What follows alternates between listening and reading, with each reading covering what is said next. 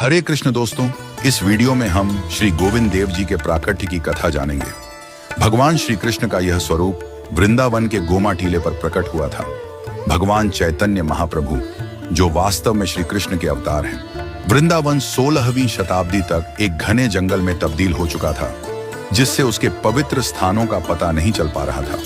1514 ईस्वी के करीब चैतन्य महाप्रभु वृंदावन पहुंचे और कुछ पवित्र स्थानों का पता लगाया, लेकिन उन्होंने इस क्षेत्र की महिमा को पुनः स्थापित करने का कार्य अपने शिष्यों श्री रूप गोस्वामी और श्री सनातन गोस्वामी को सौंपा। उनके साथ उनके भतीजे श्री जीव गोस्वामी भी थे, जो वृंदावन में इस कार्य में जुटे थे। कथा के अनुसार एक दिन श्री रूप गोस्वामी जी को सपने में भगवान ने आकर संदेश दिया और 1525 में बसंत पंचमी के दिन भगवान श्री गोविंद देव जी का विग्रह गोमा टीले पर प्रकट हुआ। एक दिलचस्प कहानी भी है कि एक गाय रोज उस स्थान पर जाकर अपना सारा दूध बहा देती थी, जिससे वह स्थान विशेष हो गया। श्री रूप गोस्वामी जी ने इस समाचार को चैतन्य महाप्रभु तक पहुंचाया, जो उस समय उड़ीसा में थे। चैतन्य महाप्रभु ने अष्ट धातु से एक छवि बनाई और उसमें अपनी दिव्य शक्ति डाल दी, जिसे श्री काशी शवर पंडित ने वृंदावन लाकर भगवान गोविंद देव जी के विग्रह के पास स्थापित किया। चैतन्य महाप्रभु ने यह कार्य किया ताकि वह रोज भगवान गोविंद देव जी के दर्शन कर सकें। इसके बाद चैतन्य महाप्रभु ने अपनी लीला समाप्त की और भगवान जगन्नाथ जी के विग्रह में समा गए। कहा जाता है कि सम्राट अकबर ने श्री गोविंद देव जी के विग्रह से प्रभावित होकर वृंदावन में 135 बीघा जमीन अर्पित की।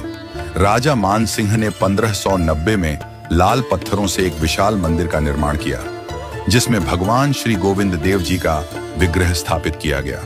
लेकिन औरंगजेब के शासन में मंदिरों को तोड़ा गया और श्री गोविंद देव जी के विग्रह को कई स्थानों से ले जाकर आमेर घाटी के कनक वृंदावन में सुरक्षित किया गया। बाद में उन्हें जयपुर के सूरज महल में स्थापित किया गया।